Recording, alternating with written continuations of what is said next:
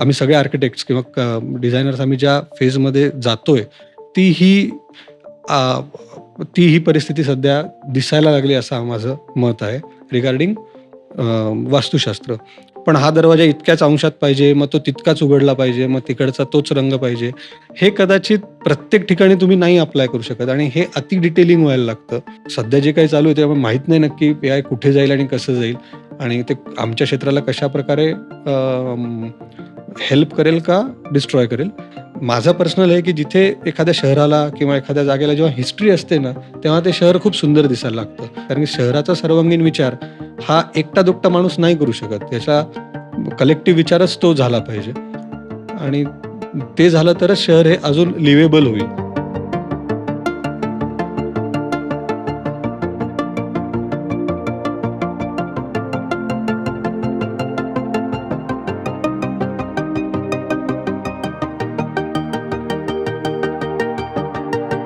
नमस्कार आणि वेलकम. आजच्या अनुभवांकाच्या एपिसोडमध्ये आपलं स्वागत आहे.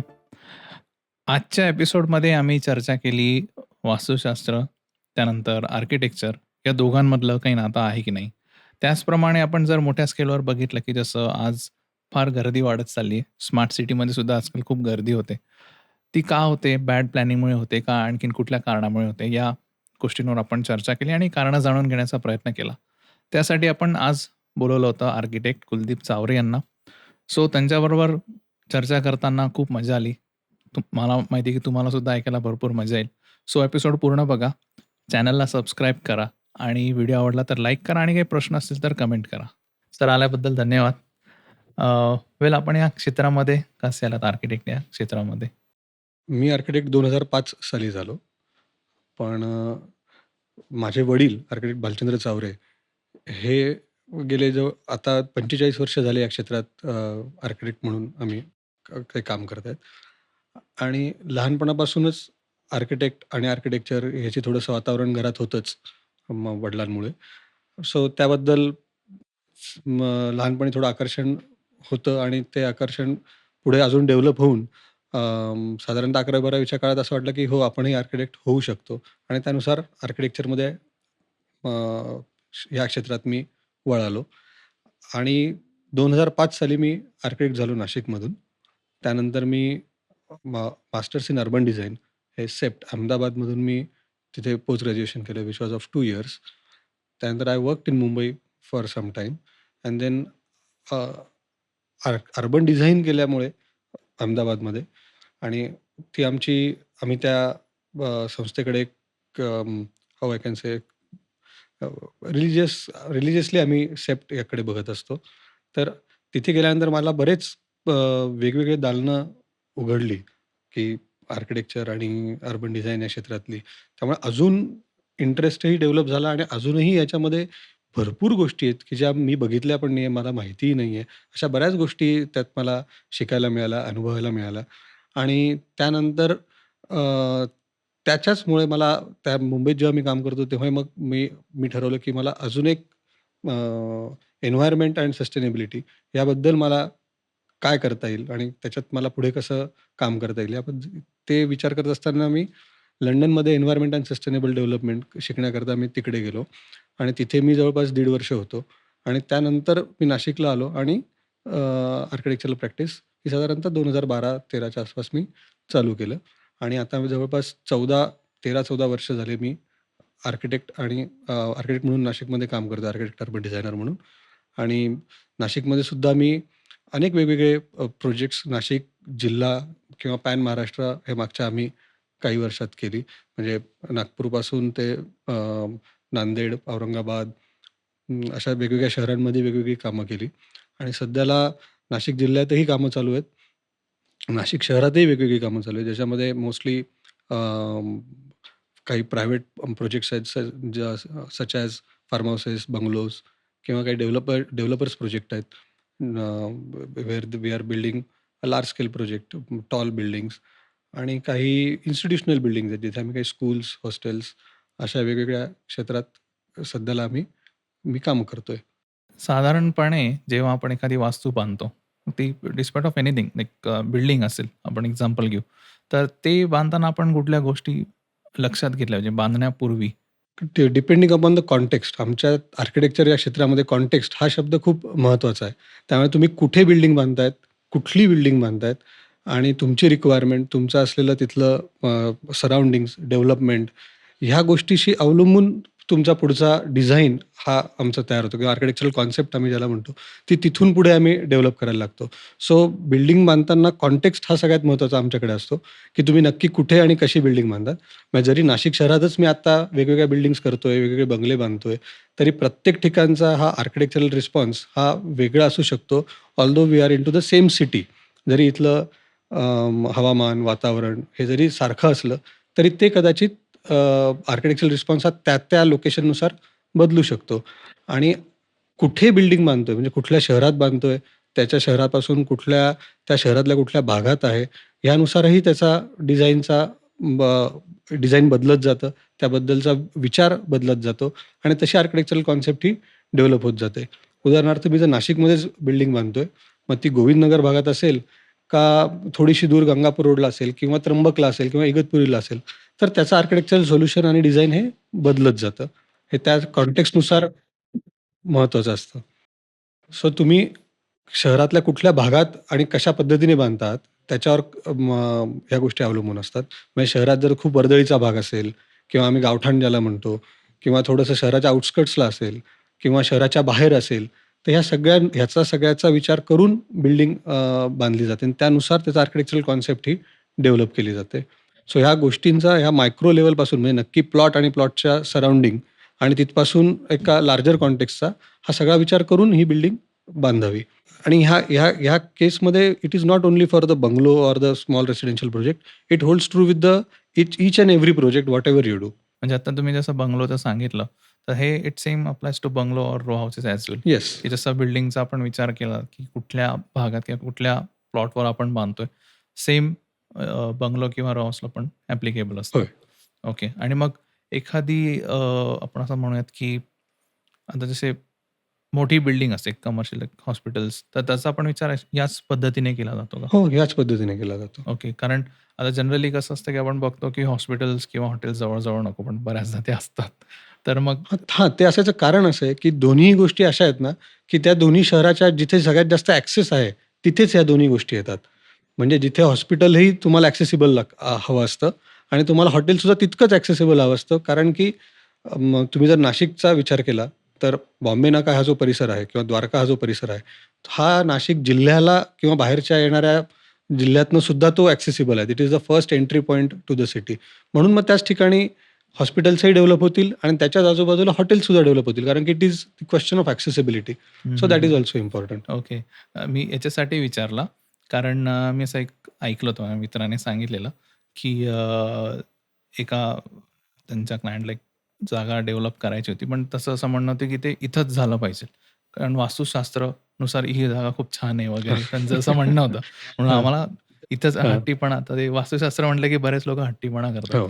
तर याच्याबद्दल तुमचं काय मत आहे? हा फार ट्रिकी क्वेश्चन आहे. कारण की अ, सध्याच्या ह्याच्यात वास्तुशास्त्र ह्याच्याशिवाय कुठलंच पान हलत नाही सध्याला in general. But I feel की आपण इन जनरल दैनंदिन जीवनात आपण खूप वेगवेगळ्या गोष्टी शास्त्रीय, अशास्त्रीय अशा गोष्टी विश्वास ठेवत असतो.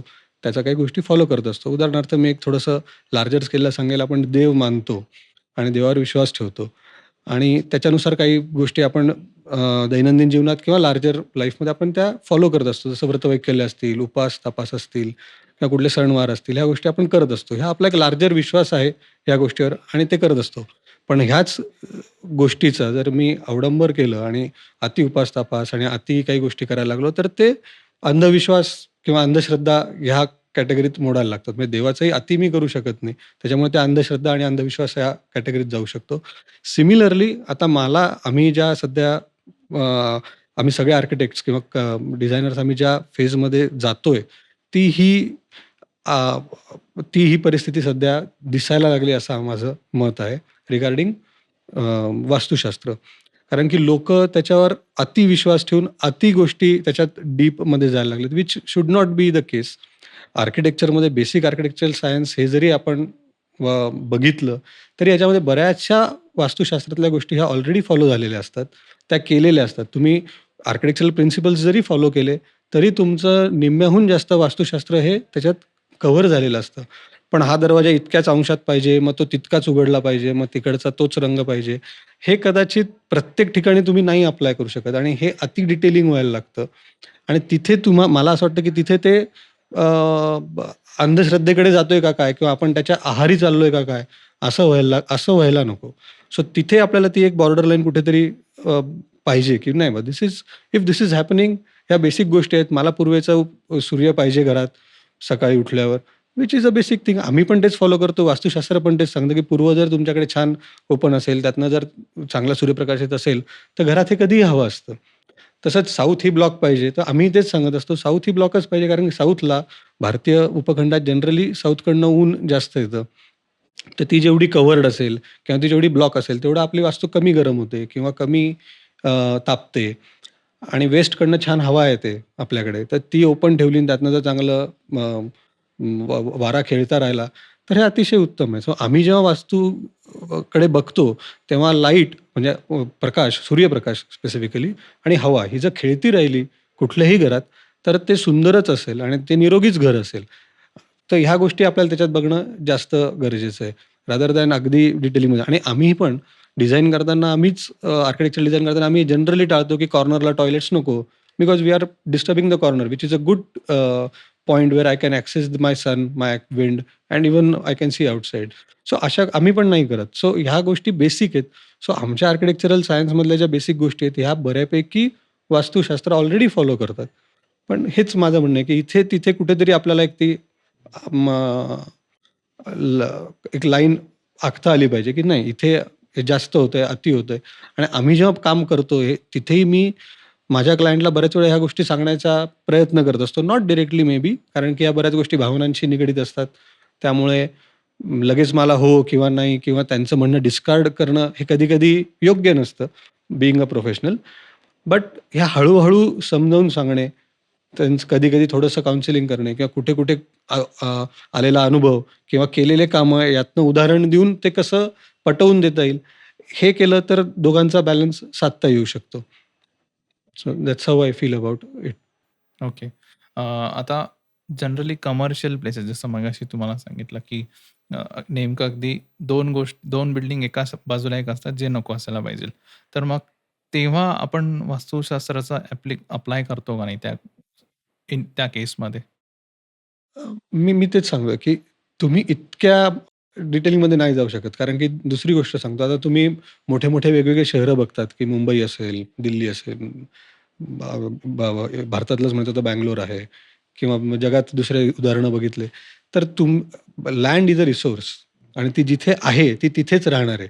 त्याला तुम्ही बदलू नाही शकत आहे आणि ती जी अपॉर्च्युनिटी तुम्हाला देतीये, ती तो प्लॉट किंवा ती जागा तुम्हाला त्याच भागात देणार आहे. तशीच्या तशी मी उचलून दुसरीकडे नेली, तर मला दुसरा ती अपॉर्च्युनिटी मिळत नाही. त्यामुळे काही गोष्टी त्या कराव्या लागतात. It is not only Vastushastra that rules the design or the requirement. It is the market demand. It is the requirement and the context that it it demands की हे असं आणि इथेच असलं पाहिजे. त्यामुळे त्या गोष्टी तिथे आपण वर्कआउट करतो. आता या रिगार्डिंग आपले असे काही चांगले वाईट अनुभव आलेत का, की जिथं अ, जसं आत्ता मगाशी मी सांगितलं, की त्या व्यक्तीला तिथंच बिल्डिंग बांधायची होती, बाकी कुठेच नाही. दुसरीकडे अवेलेबल असलं तरी सुद्धा. तर असे तुम्हाला असे कुठले अनुभव आलेत का, की जिथं हट्टीपणा थोडासा नडलाय? अनुभव तर खूप वेगवेगळे आलेले आहेत ह्या पर्टिक्युलरली वास्तुशास्त्र किंवा अशा ह्याच्यामध्ये. त्याला तुम्ही म्हणतात तसा हट्टीपणा तो असतो कधी-कधी. त्यात बऱ्याच वेळेला आम्ही कन्विन्स करायचा प्रयत्न करतो दॅट आपण हे असं-असं केल्याने ह्याच्यात काय चांगलं होऊ शकतं, की ह्या जागेचा परिपूर्ण वापर कसा झाला पाहिजे किंवा आता कसं होतं बऱ्याच वेळेला तुम्ही जी केस सांगतायत, त्यामध्ये भलेही ती मोठं लँड किंवा लँड पार्सल असू शकतं. त्यात कुठेतरी एका कोपऱ्यात त्यांना करायचं असेल. पण मग आम्हाला नुसतं त्याचं ऐकून चालत नाही, की हो तुम्ही इथं म्हणताय आम्ही ते लगेच करायला घेतलं. असं नाही होत. आम्हाला त्याचा पूर्ण विचार करायचा आहे. पुढच्या 50 वर्षाचा विचार करायचा आहे. कारण की बिल्डिंग बांधताना हा सारासार विचार झालाच पाहिजे. मग तुम्ही तो एक छोटा बंगला बांधतायत, की मोठी कमर्शियल प्रॉपर्टी बांधतायत. या सगळ्यामध्ये तुम्ही तो सारासार पूर्ण विचार करून त्याच्या आजूबाजूची डेव्हलपमेंट कशी होणार आहे किंवा झालेली असेल तर ती काय झालेली आहे? तिथे पुढे कशाप्रकारे डेव्हलपमेंट व्हावी अशी अपेक्षा आहे. कारण की जर you are the first at that time, की तुम्ही ते डिक्टेट करू शकता, की इथे आजूबाजूला काय होणार आहे? किंवा जर तुम्ही ऑलरेडी डेव्हलप्ड एरियात असाल, तर तुमच्या बिल्डिंगचा रिस्पॉन्स कसा असेल त्या ह्याला? जसं मी आधी कॉन्टेक्स्ट हा शब्द बोललो, त्याच्याकरता हे महत्त्वाचं आहे. सो ही कॉन्टेक्स्ट असणं आणि कॉन्टेक्स्ट डेव्हलप करणं ह्या दोन्ही गोष्टी आमच्यामध्ये आहेत.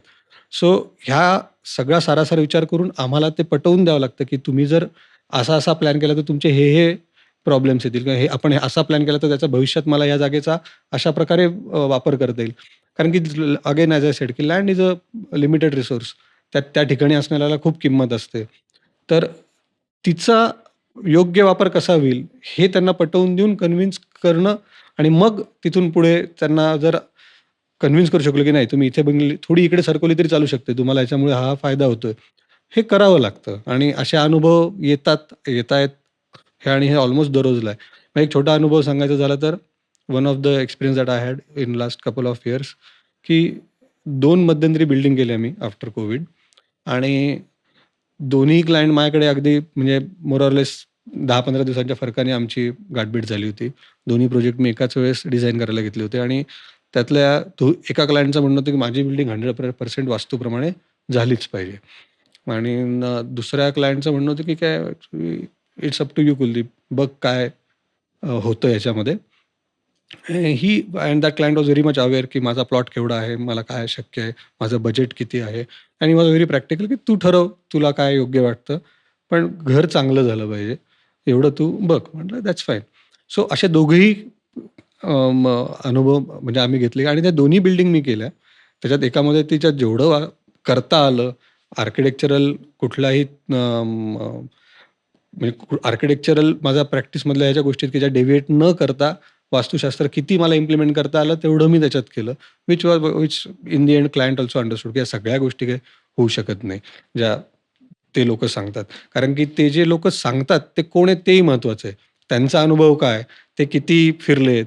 कोण सांगतंय? त्यांचा किती अभ्यास आहे? ह्याबद्दल I guess I don't know anybody asks them, की तुमचा नक्की अनुभव काय? आम्हाला प्रश्न विचारतात, की तुझा अनुभव किती आहे? तू किती बिल्डिंग बांधल्या? तू किती वर्ष झाले प्रॅक्टिस करतोय? हे आम्हाला सगळ्यांना विचारलं जातं. पण आय डोंट नो, की वास्तुशास्त्रज्ञाला कोणी विचारत असेल, की "बाबा रे, तू काय केलंय? आणि प्रूव्ह की तुझ्या बिल्डिंग किती तू सांगितलेल्या याच्यानुसार किती लोकांना कसा फायदा झालाय?" असं तर तो एक त्यातला वेगळा अजून एक मुद्दा होऊ शकतो, which could be little bit debatable. But anyway, so हे वेगवेगळे अनुभव येतात. दोन्ही बिल्डिंग केल्या. दोन्ही बिल्डिंग सारख्याच प्रमाणात पुढे पाठीमागे संपल्या. Both the clients are very happy now. They are there for almost more than a year or so. So असे वेगवेगळे अनुभव येतात आणि त्यांना त्या वेळेला तिथे सपोर्ट करणं, कधी-कधी एज्युकेट करणं आणि त्यानुसार ते काम करून घेणं, हा एक त्यातला महत्त्वाचा विषय असतो. अ, आपण आता बऱ्याच वर्षापासून या फील्डमध्ये आहात. तर आपण असे काही बदल विटनेस केले का? म्हणजे मला प्रश्न याच्यासाठी पडला, की आधी म्हणजे मी जेवढा एवढा फार अनुभव नाही माझा, पण आधी कसे दुकानं वगैरे असे खाली असायचे. मग वरती लोकं आता म्हणजे खालती म्हणजे एकदम खाली उतरून जावं लागायचं ग्राउंडला. आता त्याच्या जागी पार्किंग आली आहे. दुकानं वरती गेलीत. आता दुकानं अजून पहिल्या मजल्यावर पण गेलेली आहेत. सो हे जे काही बदल होत आहेत, हे म्हणजे कुठून बाहेरून हे बदल बघून आलेले आहेत? म्हणजे कोणी बघितलं बाहेर आणि मग इथं इम्प्लिमेंट केलं? का हे इथं कुठं इनोव्हेटिव्ह लोकांनी किंवा आपण दुकान आता 5व्या मजल्यावरपर्यंत कारण बरेचसे मॉल्स पण असतात आजकाल 5-5, 6-6 मजले तिथे सगळे दुकानच असतात. सो हे जे काही सगळे बदल होत गेलेत, असे कुठले बदल तुम्ही बघितलेत का? बदल तर नेहमीच होत असतात आणि कंटिन्यूअस होणारच आहेत ते. It is important and it will happen. पण त्याच्यामध्ये सगळ्यात महत्त्वाचं आहे, की पूर्वीच्या काळातले जे बदल होते ना, ते खूप थोडे स्लो पेस होते. ते व्हायला होतानाही वेळ लागायचा. ते होऊन ते पचायचे आणि मग परत लोकांसमोर येते. याला थोडा वेळ लागायचा. बराच काळ जायचा. पण आता मागच्या 15-20 वर्षातला बदल जो आहे ना, तो प्रचंड फास्ट आहे आणि तो वेगाने बदलतोय आणि हा नुसता बदल हा आर्किटेक्चरल प्लॅनिंगमध्ये नाही आहे. हा मटेरियलमध्ये आहे, टेक्नॉलॉजीमध्ये आहे. लोकांचे एक्सेप्टन्स पण बदललेलं आहे. एखादी बिल्डिंग कशी असावी किंवा एखादं घर कसं असावं, ह्याच्याबद्दलचे जे प्रत्येकाचे विचार आहेत, ते पण पूर्णपणे बदललेले आहेत आणि ते खूप आय वुड से की चांगल्याकरता बदललेत. म्हणजे लोकांना आता एक्सपेरिमेंट आवडायला लागलेले आहेत. लोकं ते एक्सपेक्ट पण करतात आमच्याकडनं, की तुम्ही आम्हाला काहीतरी वेगळं द्या. म्हणजे पूर्वी जर तुम्ही बघितलात तर बरेचसे बंगले, बऱ्याचशा बिल्डिंग ह्या मोर ऑर लेस सारख्या असायच्या. पण आता जर तुम्ही बघत असाल तर बऱ्याच गोष्टी म्हणजे बिल्डिंगही वेगवेगळ्या दिसायला लागल्यात. त्यांचा आउटलुक बदलला, त्यांचे मटेरियल बदलले आणि त्यामुळे त्यामुळे ओव्हरऑल आर्किटेक्चरल डेव्हलपमेंट शहराची चांगली व्हायला लागली. म्हणजे particularly if I talk about Nashik, तर नाशिकची आर्किटेक्चरल डेव्हलपमेंट ही खरंच चांगली व्हायला लागली. लोकं ते एक्सेप्टही करतायत, मागतायत आणि जर आम्ही काही वेगळं दिलं, तर ते आवडतंय लोकांना. सो वी ट्राय, की आम्ही प्रयत्न करतो, की प्रत्येक वेळेस आमच्याकडनं इनोव्हेटिव्ह किंवा काहीतरी वेगळं कसं दिलं जाईल आणि त्याच्यातनं ओव्हरऑल डेव्हलपमेंट चांगली कशी होईल, हे आता व्हायला लागलेलं आहे. ओके. आता जसं तुम्ही आत्ता सांगितलं, की 2000च्या आधी जवळपास तेव्हा एक सारखेपणा होता बऱ्याचशा बिल्डिंग्समध्ये. तर तेव्हाची टेक्नॉलॉजी म्हणजे एकंदरीत प्लॅनिंग करणं जेव्हा तुम्ही करतात, तेव्हा तुम्ही जी वापरता टेक्नॉलॉजी, त्याच्यात आणि आज 2024मध्ये बदल झालाय त्याच्यामध्ये काही आता जसं एआय वगैरे आलेलं आहे. सो त्याचा काही इथं उपयोग होतो का नाही, प्लॅनिंगमध्ये? नाही. आता हो. टेक्नॉलॉजी वाईज ह्या आता आपण टेक्नॉलॉजीमध्ये 2 पार्ट असू शकतात. एक बिल्डिंग टेक्नॉलॉजी आणि एक ही सॉफ्टवेअर जो एआय वगैरे ह्या ज्या गोष्टी आहेत, या वेगळ्या ही जी टेक्नॉलॉजी आहे. तर साधारणतः 95-2000 च्या काळात किंवा 2000च्या आसपास AutoCAD हे आमच्याकडे ऑलमोस्ट सगळे आर्किटेक्ट्स वापरायला लागले. त्यामुळे एक तेव्हा थोडासा टेक्नॉलॉजिकल चेंज आला. ती टेक्नॉलॉजी ही आमची दैनंदिन वापरातली होती. त्याच्या अगोदर ड्राफ्ट्समन किंवा आम्ही ड्राफ्टिंग करायचो, हाताने काम करावं लागायचं. ऑफकोर्स मी त्यातला नाही. ते अगोदरच तोपर्यंत तो झालेला होता काळ. पण AutoCAD आल्यामुळे बऱ्याचशा गोष्टी आमच्याकडे बदलल्या. त्याच्यामुळे फास्ट कामं व्हायला लागली. कामाची क्वालिटी बदलली आणि एक वेगळ्या आणि त्यानंतर त्या अनुषंगाने येणारी जी कामांची स्केल जी आहे, ती हाताने आपण कधी करूच शकत नव्हतो. एवढी मोठी कामं आता कॉम्प्युटरमुळे ही AutoCADमुळे पॉसिबल झाली त्या काळात.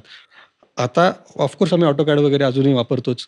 पण आता ह्या मागच्या 1-2 वर्षांमध्ये एआय इज डेव्हलपिंग आणि एआय हे मोठ्या प्रमाणात सगळ्याच क्षेत्रामध्ये येतं. म्हणजे there is no field untouched. सगळीकडेच आहे आणि आता आमच्याकडे पण त्याच्यात बऱ्यापैकी डेव्हलपमेंट व्हायला लागली. There are many softwares they are coming up with different ideas about building. How how the building will look, त्याचं प्लॅनिंग कसं होईल, इथपर्यंत ते डिटेलिंगमध्ये द्यायला लागलेले आहेत. आणि सध्या तरी बरेच architect, even Indian architects, they are using AI for betterment of their own ideas, to polish their own ideas and the design. So त्याचा उपयोग चांगल्या प्रकारे आमच्या फील्डमध्ये काही लोकं करायला लागलेली आहेत. आम्ही सुद्धा कधी-कधी जसं जमेल, जशी संधी असते किंवा प्रोजेक्टच्या स्केलनुसार मी पण आता 1-2 प्रोजेक्ट ट्राय करून बघितले एआयमध्ये, की ते वर्कआउट होतायत. There are some limitations considering my project scale. But yes, it's a very innovative आणि व्हेरी चॅलेंजिंग, येट चॅलेंजिंग. म्हणजे कदाचित ह्या एआय सध्या जे काही चालू आहे त्यामुळे माहीत नाही नक्की एआय कुठे जाईल आणि कसं जाईल आणि ते आमच्या क्षेत्राला कशाप्रकारे हेल्प करेल का डिस्ट्रॉय करेल. पण असं तरी दिसतंय की ते आता आम्ही जर त्याच्याकडे एक वरदान म्हणून बघितलं, तर ते definitely it is helping us to have a better architectural response or design. आता तुम्ही जसं सांगितलं, की एआय आलेलं आहे आणि त्याच्यामुळे तुम्हाला बरीचशी हेल्प होते प्लॅनिंगमध्ये किंवा बाकीच्या ओव्हरऑल. सो ही टेक्नॉलॉजी वापरून आपल्याला पब्लिक सेक्टरमध्ये ज्या बिल्डिंग्स असतात म्हणजे असं फॉर एक्झाम्पल लोकलचे आपले स्टेशन्स झाले किंवा बस स्टँड झाले वगैरे. तर जिथं पब्लिक ॲक्सेस जास्त असतो. तर हे अजून बेटर बांधण्यासाठी त्याचा उपयोग होऊ शकतो का? 100% आणि आणि हां. सॉरी. आणि त्याच्यामध्ये जसं म्हणजे मलाही थोडी शंका होती ही, की जसं मगाशी तुम्ही सांगितलं, की पब्लिक एक्सेप्टन्स. बऱ्याचदा लोकं पब्लिक एक्सेप्ट करतात, काही करत नाहीत. जसं आपण वास्तुशास्त्राबद्दल बोललो, की काही लोकं थोडं तिथंच त्यांचा मुद्दाच धरून ठेवतात. तर एआय वापरल्यानंतर ह्याच्यात काही फरक पडेल का असं तुम्हाला काही वाटतं का? हे 2 वेगवेगळे वेगळे प्रश्न प्रश्न. तुम्ही हो. विचारलेले. पहिले छोटंसं हां, उत्तर देतो, पहिले की की एआयमुळे पब्लिक एक्सेप्टन्समध्ये वास्तुशास्त्र वगैरे या भागात काय फरक पडेल असं काही मला त्यात काही वाटत नाही. कारण की वास्तुशास्त्र ही डीप रूटेड संकल्पना झालेली आहे. त्यामुळे ती इतक्या लवकर त्यातनं लोकं बाहेर येणे, हे थोडंसं अवघड दिसतंय. इनफॅक्ट ही मागच्या 10 वर्षात जास्त रुजली आहे. पूर्वी कोणी काही विचारत नव्हतं. 15-20 वर्षापूर्वी. आता मात्र ते जास्त त्याच्याबद्दल चर्चा होते. प्रत्येकजण अवेअर झालेला आहे आणि ते जास्त व्हायला लागलेलं आहे. सो ह्या 2 वेगवेगळ्या गोष्टी आहेत. पण एआयमुळे लार्ज स्केल प्रोजेक्ट जे आहेत, म्हणजे तुम्ही जे म्हणताय पब्लिक स्पेसेस म्हणा किंवा लार्ज स्केल प्रोजेक्ट जे आहेत, where public interaction is more or public interface is more. Let's say railway stations असतील किंवा मॉल्स असतील, किंवा एखादं रिव्हर फ्रंट असेल किंवा असं काय असेल, तर ह्या डेफिनेटली त्याच्यात वेगळ्या प्रकारे त्याचा यूज होणार आहे. 100% त्याचा वापर होणार आहे आणि त्याचा फायदाच होईल. कारण की त्याचे एआय जे मला प्रिडिक्शन्स देईल, ते मी ॲज अ ह्युमन ब ब ब ह्युमन माइंडमध्ये त्या करू शकत नाही किंवा ते जेवढं मला फास्ट त्याचा रिझल्ट देत आहेत, ज्या वेगाने मला ते मांडतायत ग्राफिकली, ते आपल्याला करणं अवघड आहे. सो तुम्ही कुठल्या कशाप्रकारे त्याचा वापर करून घेतायत, पण ह्याचा उपयोग नक्की आहे, की त्याचं betterment of design or betterment of understanding of the project ते होणार आहे. जसं आता हे आपल्याकडे आणि not only for the large scale project like this, but the large scale event Mahakumbh Mela असेल किंवा एखादं मोठं काही पब्लिक गॅदरिंग होणार आहे कुठे किंवा एखादा म्युझिक कन्सर्ट आहे जिथे कदाचित लाखो लोकं येत आहेत. जे जनरली आपल्याकडे नाही होत, पण बाहेरच्या युरोपियन कंट्रीजमध्ये होतात. तर तिथलं मॅनेजमेंट आहे. तिथलं ह्या कारण की या टेम्पररी नाही म्हटलं तरी टेम्पररी सिटीज डेव्हलप होते. त्या त्या मोमेंटला तिथे. तर ती तिथे मात्र ह्याचा प्लॅनिंगसाठी वगैरे 100% याचा चांगल्या प्रकारे उपयोग होतोच. होईलच. पब्लिक सेक्टरचा ह्याच्यासाठी विचारला कारण आता जसं आपण मुंबई, पुणे किंवा काही शहरं बघतोय, काही शहरं वेल प्लॅन्ड आहेत आणि आपण ज्या थोड्या छोट्या शहरांकडे बघतो, ज्यांची लोकसंख्या काही लाखात आहेत. तर तेव्हा त्यांची प्लॅनिंग कुठे बिघडते का? किंवा त्यांची प्लॅनिंग प्रॉपरली केली जात नाही का? किंवा त्याला इम्प्रूव्हमेंट करण्यासाठी कुठे जागा असेल? हा प्रश्न सुद्धा खूप ज्वलंत आहे सध्या. भारतातली सगळीच शहरं ही कमी अधिक प्रमाणात फार वेगवेगळ्या प्रॉब्लेम्सला आणि खूप कठीण आणि जटिल प्रश्नांना सध्या सामोरे जात आहेत. त्यातला सगळ्यात महत्त्वाचा एक ट्रॅफिक अँड ट्रान्सपोर्टेशन हा एक खूप मोठा प्रश्न झालेला आहे. म्हणजे तुम्ही जर अर्बन प्लॅनिंग ह्या पूर्ण विषयाकडे किंवा अर्बन डिझाइन या विषयाकडे जर आपण बघितलं, तर सगळ्यात कमी विचार हा ह्या सेक्टरचा केला गेला आहे, असं माझं पर्सनल मत आहे. कुठल्याही भारतातल्या शहरात जा, तुम्हाला हा प्रॉब्लेम सगळीकडे दिसतो आणि जे सगळ्यात त्याला खूप वेगवेगळी कारणं आहेत. म्हणजे त्या कारणांमध्ये आपण जाऊ शकत नाही आत्ता. ते ॲडमिनिस्ट्रेटिव्ह कारणं असतील, काही इतरही असू शकतात. त्याच्यात जाण्यात काही पॉइंट नाही. पण येस, वी नो की हे प्रॉब्लेम आहेत आणि हे प्रॉब्लेम हे तुम्ही प्रत्येक शहरात आत्ता फॉलो जातायत. फक्त भारतातली तुम्ही म्हणतात तशी काहीच शहरं आहेत, की जिथे काही गोष्टी सुरळीत चालू आहेत. आणि त्याच्यात मुंबई आणि दिल्ली हे सध्या त्याच्यावर बऱ्यापैकी ट्रान्सपोर्टवर त्यांनी काम केलं आणि त्यातले प्रॉब्लेम त्यांनी सॉल्व्ह केले. पण आत्ता आपल्याकडे असं चालू आहे सगळीकडे, की ते तब्येत बिघडली की त्याचं ऑपरेशन करा. मगच ते हे होतं. म्हणजे तुम्हाला प्रत्येक वेळेस प्रत्येक शहराचं ऑपरेशनच करावं लागतंय. तरच ते परत सुस्थितीत येतंय. मग ॲक्चुअली त्याचा पहिल्यापासून जर पूर्ण सर्वांगीण विचार केला किंवा काही प्रोजेक्शन्स आहेत आणि अनेक अनेक युरोपियन शहरं तुम्ही बघितली असेल किंवा तो अभ्यास केला तुम्हाला समजेल की त्याचा सगळा अभ्यास झालेला होता आणि त्या प्रकारे ती डेव्हलपमेंट केली गेली. So they are not facing these kind of challenges that we are facing. Neither traffic or transportation nor environmental or otherwise. म्हणजे याच्यामध्ये ट्रॅफिक अँड ट्रान्सपोर्टेशन हा असेल, मी आत्ता म्हटलो तसं एन्व्हायर्नमेंट आहे. Water is a very important resource. जी हेही भारतीय बऱ्याच शहरांमध्ये उन्हाळ्याचे 2 महिने सगळीकडे बोंबाबोंब व्हायलाच लागलेली आहे. म्हणजे हे सगळ्या गोष्टी ज्या आहेत ह्या लार्ज स्केल प्लॅनिंगच्या आहेत आणि ह्या अ, एखाद्या रिजनपासून ते एखाद्या शहरापर्यंत आणि शहरातल्या एखाद्या छोट्या एरियापर्यंत ह्या गोष्टी केल्या गेल्या पाहिजे आणि त्याच्यावर कंट्रोल हा आता अशी स्टेज आली आहे भारताची, की ह्या गोष्टींवर खरंच काइंड ऑफ खूप कळकळीने आणि खूप काम करणं त्याच्यावर आता गरजेचं झालंय. आणि जर आपण ह्याच्यावर नाही काम केलं, तर फक्त अजूनच आपण डिटोरिएट होती आपली शहराची प्रत्येक शहराची हेल्थ जी आहे, ती डिटोरिएटच होत चाललेली आहे. सो याच्यावर काम करणं गरजेचं आहे आणि त्याच्यामुळे आता तुम्ही मुंबईतले जर काही बघितलेत किंवा ब्रिटिशांनी केलेल्या काही ज्या गोष्टी आपण बघितल्यात, त्या दिल्लीत असतील, मुंबईत असतील, त्या जवळपास 100-100, 150-150 वर्ष त्यांनी पूर्वी करून ठेवलेल्या आहेत. They are still working fine.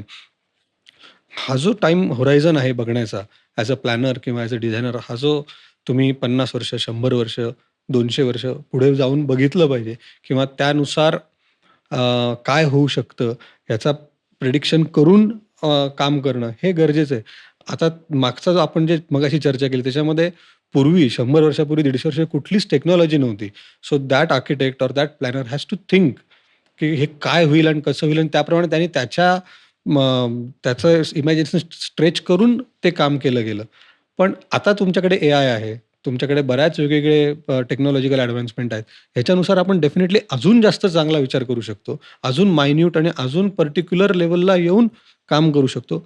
May be प्रत्येक गोष्ट एक्झिक्यूट नाही होणार, पण त्या कुठेतरी डॉक्युमेंट होऊन त्याप्रमाणे शहराची डेव्हलपमेंटची दिशा किंवा त्याप्रमाणे शहराची डेव्हलपमेंट हे करणं गरजेचं आहे. आणि आता मात्र त्याच्यावर म्हणजे हे एकट्या-दुकट्याचं काम नाही. हे सरकारी पातळीवर होणाऱ्या गोष्टी आहेत. पण सरकारी पातळीवर सुद्धा अर्बन डेव्हलपमेंट जी आपली मिनिस्ट्री आहे, ती नुसती नावापुरती न राहता आणि छोटे-छोटे फक्त मुद्दे घ्यायचे. त्यापेक्षा ह्या लार्जर स्केलवर सुद्धा त्यांनी थोडा विचार करून त्याकरता वेगळं समिती असेल किंवा काय मंत्री असतील तसं काहीतरी गठीत करून त्याच्यावर सिरियसली काम आता करावं लागेल. नाहीतर बहुतेक भारतातले सगळे शहरं किंवा महाराष्ट्रातली सगळी शहरं ही डिस्ट्रॉयच होतील. ज्या पद्धतीने सध्या डेव्हलपमेंट चालली आहे. हे मी याच्यासाठी विचारलं, हे थोडं मला असं पर्सनली वाटलं, की एक बॅड प्लॅनिंग केल्यामुळे एखाद्या सिटीची, जसं आता आपण बघतो बंगलोरमध्ये ट्रॅफिक जॅम झालं, की तुम्ही 4-5 तास काय पोहचत नाही डेस्टिनेशनला. आता परवासुद्धा न्यूज होती, की पुण्यात साधा कोथरूड-बिथरूडला जरी तुम्ही थांबलात, घरी जायचंय 3 तास लागतायत. 33 एक लागतं. 15 ते अर्ध्या तासाचा प्रवास आहे, तुम्ही 3-3 तास. सो हे बॅड प्लॅनिंगमुळे घडतंय का लोकसंख्या वाढली याच्यामुळे घडतंय का जेव्हा प्लॅनिंग केलं तेव्हा प्रेडिक्शनच केलं नाही, की लोकसंख्या वाढतील, गाड्या वाढतील, लोकांचे इन्कम वाढतील, मग ते सगळं ट्रॅफिकला जबाबदार होऊ शकतात का नाही? तर हे बॅड प्लॅनिंगमुळे घडतंय, कशामुळे घडतंय? हे फक्त बॅड प्लॅनिंगमुळे घडतंय. बाकी काहीच नाही. ह्या सगळ्या हे जे सगळे इंडिकेटर्स तुम्ही आत्ता म्हटले, की इन्कम वाढतंय किंवा लोकसंख्या वाढतेय किंवा गाड्यांची संख्या वाढतेय. हे काही काल नव्हतं आणि आज अचानक झालं असं एका रात्रीत वगैरे काही नाहीये. हे व्हायला सुद्धा गेले म्हणजे 92-93च्या ज्या आर्थिक सुधारणा केल्या गेल्या, त्यानुसार ही सगळी आर्थिक स्थिती ही प्रत्येक माणसाची भारतातल्या गरीबातल्या गरिबाच्यापासून श्रीमंतांची सगळ्यांची बदलली आणि त्यानुसार या प्रत्येकाकडे ह्या गोष्टी येत गेल्या. पूर्वी एक गाडी नव्हती त्यांच्याकडे आता 3-3 कार घरात असतात. 2-2 टू व्हीलर घरात आहेत. त्या माणसाने सुद्धा 30 वर्षापूर्वी, 40 वर्षापूर्वी विचार नव्हता केला, की मी 3 गाड्यांचा मालक होईल. अशी ही 90च्या अगोदरची परिस्थिती होती. आता ह्या सगळ्या गोष्टी बदलल्या everyone has car, everyone is willing to buy a car, if not 1, 2, 3 आहेच प्रत्येकाच्या घरात. आणि हे सगळं आणि हे एक आज नाही झालेलं आहे. ही प्रोसेस कदाचित मागची 20 वर्ष हळू-हळू होतीये. तर हे 20 वर्ष होताना हे दिसत असताना याच्यावर काहीच ॲक्शन घेतली गेली नाही. ही जी इनॅक्शन झालेली आहे, त्याच्यामुळे हे आज आपण भोगतोय. मग कुठल्याही छोट्या शहरात सुद्धा छोटासा पाऊस पडतो आणि तुमची ट्रॅफिक जाम होते, सगळं खोळंबतं. ह्याच्यामध्ये बऱ्याच वेगवेगळे विषय आहेत. थोडा भ्रष्टाचार आहे, कुठे inability of thinking, inability of किंवा प्रोएक्टिव्हली कामं करणे आणि जे कामं खरंच दिलेले आहेत, ती एक्झिक्यूट पण झाली पाहिजे त्या पद्धतीने. हा सगळा विचार त्याच्यामध्ये आहे. पूर्वी रस्त्यांच्या विड्थ मोठ्या असायच्या. आता जाणून-बुजून त्या छोट्या केल्या जातात आणि त्या छोट्या करण्याकरता ज्या क्लुप्त्या लढवल्या येतील, ते लढवून तो रस्ता कसा छोटा होईल आणि माझा प्लॉट कसा सेलेबल मोठा मिळेल किंवा मला काय त्याच्यात फायदा होईल, अशा पद्धतीने विचार केला जातो आणि मग याच्यामुळेच हे बाकीचे सगळे so the smaller the width त्याच्यामुळे सगळे वेगवेगळे प्रॉब्लेम यायला लागले ॲट विदिन द सिटी. आणि बऱ्याच ठिकाणी आता गुजरातमध्ये जर तुम्ही बघितलात तर अहमदाबाद किंवा त्याच्या आजूबाजूचे काही परिसर आहेत त्याच्यामध्ये टाउन प्लॅनिंग स्कीम ही त्यांनी तिकडे राबवली जाते. गुजरातमध्ये मोस्टली. आपल्याकडेही ती होती. नंतर ती बंद पडली. कारण की त्याच्यामध्ये बऱ्याच मोठ्या प्रमाणात डेव्हलपरचा फायदा कमी आणि जनरल शहराच्याबद्दल फायदा जास्त होतो म्हणून. आणि आपल्याकडे 2 टाउन प्लॅनिंग स्कीम झाल्या नाशिकमध्ये. त्यांची त्याची डेव्हलपमेंट आणि इतर जे आता झालेलं आहे, ह्याच्यात जर आपण बघितलं, की how it has been developed, ह्याच्यातच मोठा ड्रास्टिक फरक आपल्याला दिसतो. सो ह्याच्यामध्ये टाउन प्लॅनिंग स्कीम न करण्यामध्ये काय झालं, की सरकारने त्यातनं डेव्हलपमेंटच्या ह्याच्यातनं हात काढून घेतला आणि तो हा डेव्हलपर या वर्गावर तो जास्त दिला गेला. त्याच्यामुळे of course that person will think about on his on and for his profit and for his benefit. त्यामुळे ह्या गोष्टी थोड्याशा घडतात. कारण की शहराचा सर्वांगीण विचार हा एकटा-दुकटा माणूस नाही करू शकत. त्याचा कलेक्टिव्ह विचारच तो झाला पाहिजे आणि ते झालं तरच शहर हे अजून लिव्हेबल होईल. शेवटाकडे वळूयात. हा थोडा वैयक्तिक प्रश्न आहे, की तुम्हाला पूर्ण जगामध्ये असं कुठलं सिटी किंवा कुठली सिटी प्लॅनिंग किंवा कुठलं आर्किटेक्चर आवडतं, जे तुम्हाला असं वाटतं, की तुमच्या मताने हे परफेक्ट आहे आणि त्याच्याकडनं कुठल्या गोष्टी शिकण्यासारख्या आहेत? This is very interesting.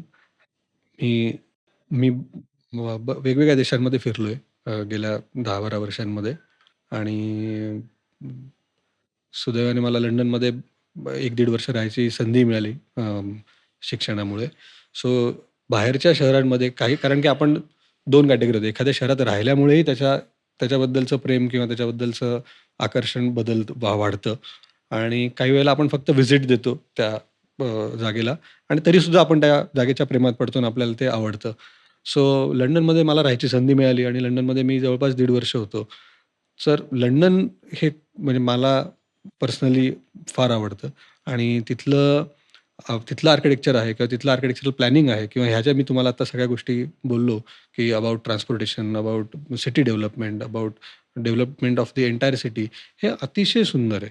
म्हणजे तिथली ट्रान्सपोर्टेशनची जी सिस्टम आहे, ही गेली जवळपास 150 पावणे 200 वर्ष एक्झिस्टिंग आहे. Public transport which is a metro, tube, underground metro ज्याला म्हणतात ते.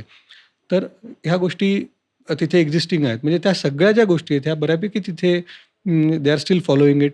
ते तितकंच अजूनही सुंदर आहे. आर्किटेक्चरली सुद्धा ते अतिशय सुंदर शहर आहे. कारण त्याला छान मोठी हिस्ट्री आहे. सो जनरली काय होतं, की आणि त्यानंतर मी अनेक वेगवेगळ्या युरोपियन शहरातही गेलो किंवा अमेरिकेतही गेलो. पण माझं पर्सनल आहे, की जिथे एखाद्या शहराला किंवा एखाद्या जागेला जेव्हा हिस्ट्री असते ना, तेव्हा ते शहर खूप सुंदर दिसायला लागतं. मग ते कुठलंही शहर असो, मग ते भारतातलं कुठलंही शहर असो, त्या गोष्टीला हिस्ट्री असली, की ते शहर एक वेगळं आकर्षण तयार करतं. आणि तसंच हा एक पूर्ण अर्बन डेव्हलपमेंट किंवा अर्बन याच्यातलं हे शहर झालं. पण तसंच मी एकदा फिरायला म्हणून भूतानला गेलो होतो आणि भूतानमधले जे शहरं आहेत ना, तेही खूप सुंदर आहेत. सो तेही तिथलं जी डेव्हलपमेंट आहे किंवा तिथले जे लोकं ज्या पद्धतीने राहतायत किंवा तिथेही ज्या पद्धतीने ओव्हरऑल अर्बन एक्सपिरियन्स आहे, तोही खूप सुंदर आहे. सो हे 2 वेगवेगळी अत्यंत टोकाची एक्सपिरियन्सेस आले. पण London is one of my favourite. Okay. बरीच माहिती कळली. एकदम मला वाटतं स्वतःचं घर बांधण्यापासून ते आपण याच्यावरही बोललो, की ट्रॅफिक का होतो आणि एक बॅड प्लॅनिंगचं एक एक्झाम्पल म्हणजे काय ते आपण आता सध्या कदाचित रोज ट्रॅफिकमध्ये अडकल्यावर बघतोच आहे. सो खूप चांगली माहिती तुम्ही दिलीत आणि प्रेक्षकांना ती आवडली असेल. तुमचे पण काही प्रश्न असतील तर तुम्ही कमेंट करून नक्की सांगा. सो आपण ते सरांपर्यंत पोहोचवूयात, जेणेकरून सर आपल्याकडे पुन्हा येतील आणि पुन्हा एक तुमचे जे काही प्रश्न असतील त्याला सर उत्तर देतील. सो आल्याबद्दल सर धन्यवाद. Thank you. Thank you again.